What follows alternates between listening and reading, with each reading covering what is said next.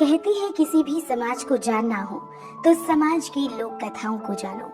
तो पहाड़ों को और करीब से जानने के लिए पेश है उत्तराखंड की लोक कथाओं से सजा हुआ ये कार्यक्रम घुघुती बासुती।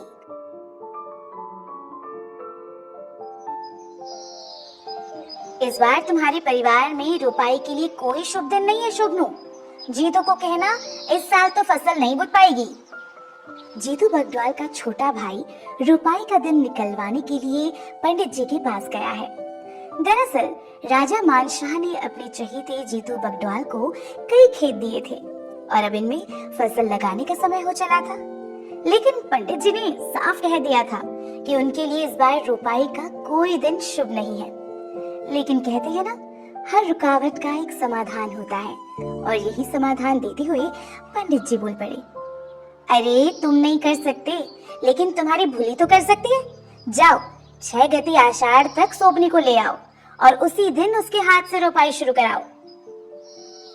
शोभनु इस अच्छी खबर के साथ घर पहुंचा और जैसे ही उसने बताया कि भूली सोबनी को लेने उसके ससुराल जाना है तो जीतू का दिल बैठ सा गया, क्योंकि रैंथल में ब्याही उसकी भूली से मिलने का मतलब था भरना से मिलना, जो जीतू के मन में बसी हुई थी। पहाड़ों में प्रेम जंगल में उगे किसी फूल की तरह होता है, जो उगता चुपके से है लेकिन महका देता है पूरा जंगल। इसी महक से सराबोर जीतू बोल पड़ा कि रैंथल वही जाएगा। कहती है जब जीतू बगडवाल ने ठानी कि अपनी बहन को लेने वही जाएगा तब बहुत सारे अपशकुन हुए। तैयारी के वक्त उसकी बकरी तीलू ने छींक मारी, जिसे देखकर जीतू की माँ बोली, ये अपशकुन है, रहने दे, मत जा। लेकिन जीतू पर भरना से मिलने का ख्याल गोते खा रहा था और उसने माँ की बात को अनसुना किया। लेकिन माँ का मन बेचैन था और वो जीतू को बार बार जाने से रोकती रही, पर जीतू ना रुका और चेहरे पर अपनी छबीली मुस्कान सजाए हाथों में 9 सुरी बांसुरी थामे निकल पड़ा रैंथल।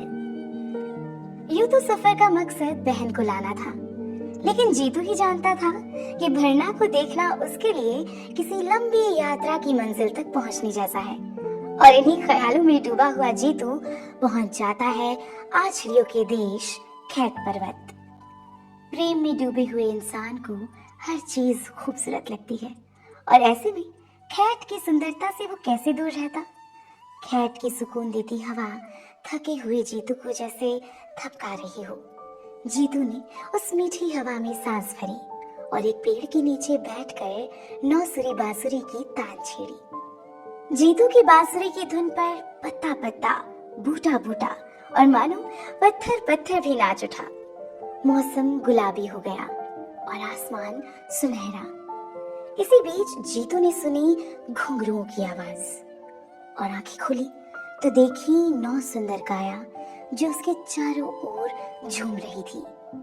जीतू समझ गया कि उसकी बांसुरी की तान आछड़ियों को उनके लोक से खींच लाई है। ये 9 वनदेवियां दिखने में बेहद खूबसूरत थी, इतनी खूबसूरत कि वे हर खूबसूरत चीज को अपने साथ ले जाती थी ताकि वो बचा रह सके। अक्सर कुछ बचाने के लिए उसे सबसे दूर ले जाना पड़ता है, क्योंकि जहां कोई दुनिया की धूरी में आया वो मैला हो गया।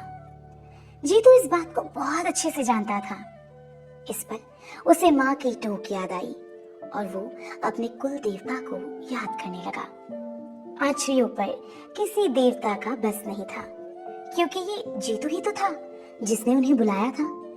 जीतू जान चुका था कि आछड़ियां उसके बिना नहीं लौटेंगी। वो उनसे मिन्नतें करता रहा कि वो उसे छोड़ दे, लेकिन वे आछड़ियां नहीं मानी। हट और निवेदन के बीच निवेदन अक्सर हार जाता है, लेकिन वो सबको इंतजार में छोड़कर इस तरह नहीं जा सकता था। पीछे बहुत सारे इंतजार थे। बंजर धरती फसल के इंतजार में थी, माँ अपशकुन के झूठ होने के इंतजार में थी, उसका खुद का मन भरना के इंतजार में और भरना की आंखें जीतू को देखने के इंतजार में। इसलिए वो उनसे निवेदन करना छोड़ मोहलत मांगता है। वो आश्रयों से कहता है कि उसे 6 गति आषाढ़ के दिन ले जाएं, ताकि वो तब तक अपनी सारी जिम्मेदारियों को पूरा कर सके। ये परियां मान जाती हैं और जीतू अपनी मृत्यु का समय तय कर बड़े भारी मन से अपनी बहन सोप्ती के घर पहुंच जाता है।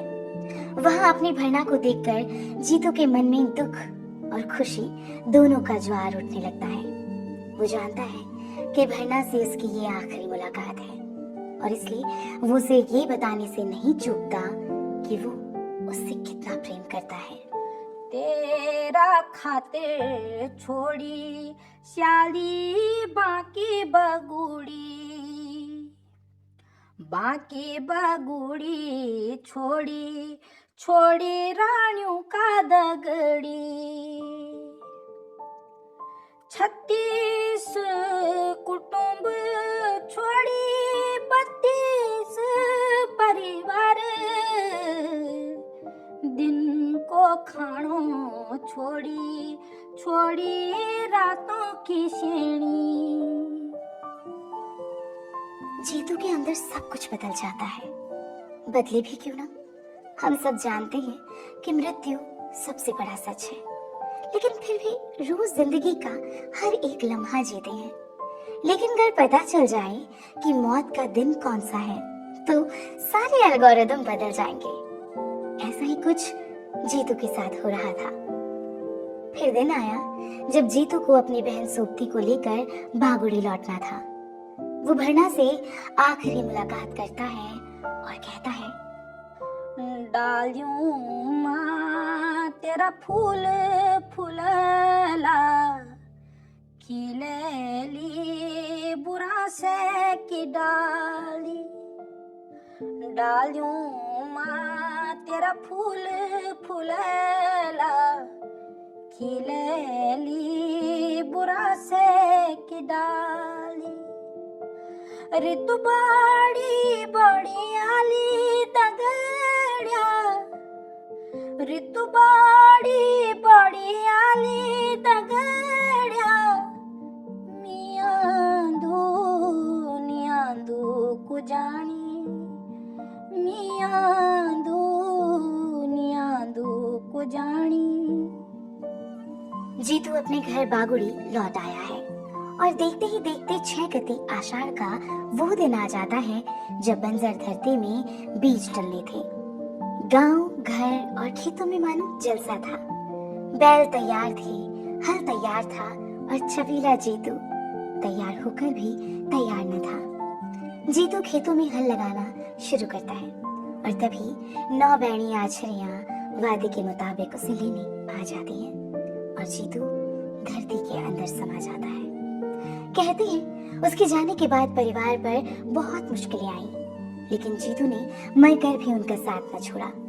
वो ना होकर भी अपने परिवार के साथ था। उस दौरान राजा ने जीतू की अदृश्य शक्ति को भांपा और ऐलान किया कि आज से जीतू को पूरे गढ़वाल में देवता के रूप में पूजा जाएगा। तब से जीतू बगडवाल की याद में गांव-गांव में गीत गाए जाते हैं और उनकी कहानी का मंचन किया जाता है।